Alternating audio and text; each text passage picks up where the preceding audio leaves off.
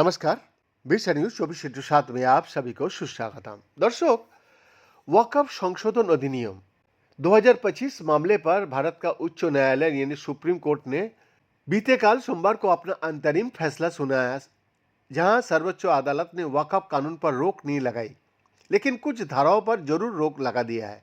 Chief justice B R. Gavai और justice AG. मासिया की दो संसदीय और सदस्यों बेंच ने कहा कि संसद द्वारा पारित कानूनों की संवैधानिकता का अनुमान हमेशा उसके पक्ष में ही होता है, लेकिन कुछ प्रावधानों पर अंतरिम सुरक्षा की आवश्यकता भी होती है। जमियती उलमा हिंद के मौलाना अरशद मदनी से लेकर all India Muslim personal law board, Shia Maulana Kalbe Jabbar और कांग्रेस सांसद इमरान पथावगरी सहित तमाम मुस्लिम संगठन और उलेमाओं ने कोर्ट के फैसले को स्वागत करते हुए कहा था कि ये मुस्लिम संपत्तियों पर सरकारी हस्तक्षेप रोकने का महत्वपूर्ण कदम होगा। सुप्रीम कोर्ट के फैसले का मुस्लिम पक्षकारों ने स्वागत करते हुए अपनी जीत का ऐलान भी कर दिया, लेकिन शाम होते होते बाजी पलट गई। मुस्लिम पक्षकारों की खुशी फीकी पड़ गई और जिस फैसले को सुबह तक अपने पक्ष ये मान रहे थे, अब उसे ही अपने खिलाफ बताने लगे।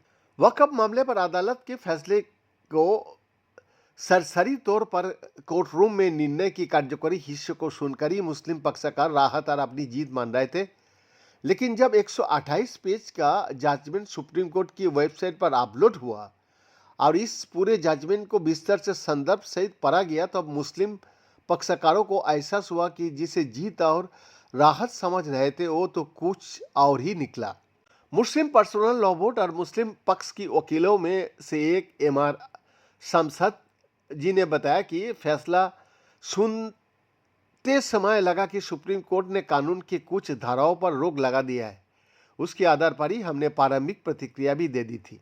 हालांकि जब हमने पूरा निर्णय पढ़ा तो बात कुछ और ही निकली। कोर्ट के फैसले में शुरू में हमें लगा कि कलेक्टर की शक्तियों पर रोक लगा दिया गया है, वो स्वागत योग्य है। साथ ही सर्वोच्च न्यायालय ने हमारे द्वारा उठाए गए अन्य महत्वपूर्ण मुद्दे पर प्रथम दृष्टया निष्कर्ष दिए थे, लेकिन जो निर्णय आया है उसमें लिखे तथ्यों तो हमें परेशान करने वाली है।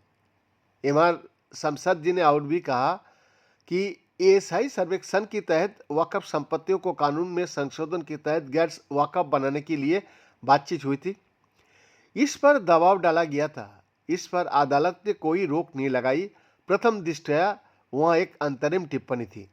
बीएन का एक्सक्लूसिव रिपोर्ट, बीसा न्यूज 24/7 रांची।